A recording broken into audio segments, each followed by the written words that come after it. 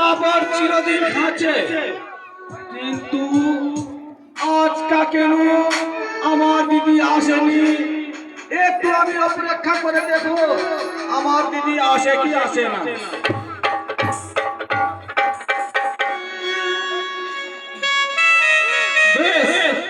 আজকে অনেক বিলম্ব হয়ে গেল খাসতে খাসতে।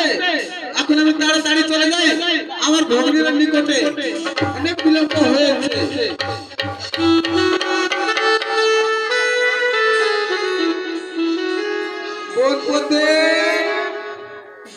কে দিদি এসে শুনেছ? হে বোন, নমস্কার দিদি। সুখী থাকো বোন। হ্যাঁ বলো, কেন আজকাল বিলম্ব হয়েছে দিদি? আজকাল কাপড় খাসতে খাসতে বিলম্ব হয়ে গেছে। তবে আমার কাপড় খেঁচে নিয়ে এসেছেন তো? হ্যাঁ, কেন নিয়ে আসবো না? কাপড় খাসতে দিয়েছি না, আমি কাপড় খাসতে নিয়ে আসবো। তবে দাও দিদি। এই লাও। হ্যাঁ বলো, এই কাপড়টি কে খেঁচেছে দিদি? আমি খেতেছি।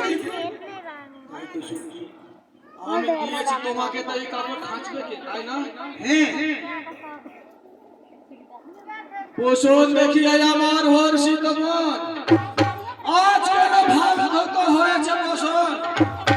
অন্যদিন ধৌত দেখি আউল ঝাউল, আজ কেন বসন হলো অরুণের ফুল?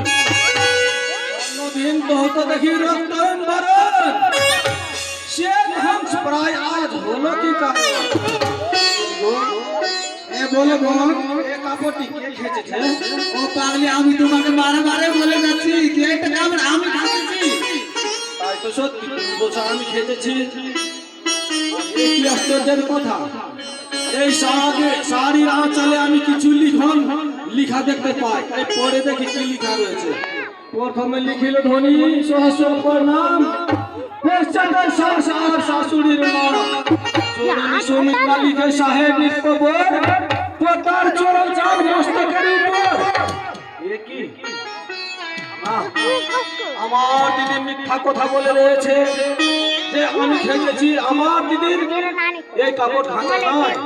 আবার আমি ভালোভাবে বুঝছে বলে আমার দিদিকে কি বলে আমার দিদি সত্যি বলে দিদি গো, সত্যি বলে যাও দিদি, এই কাপড়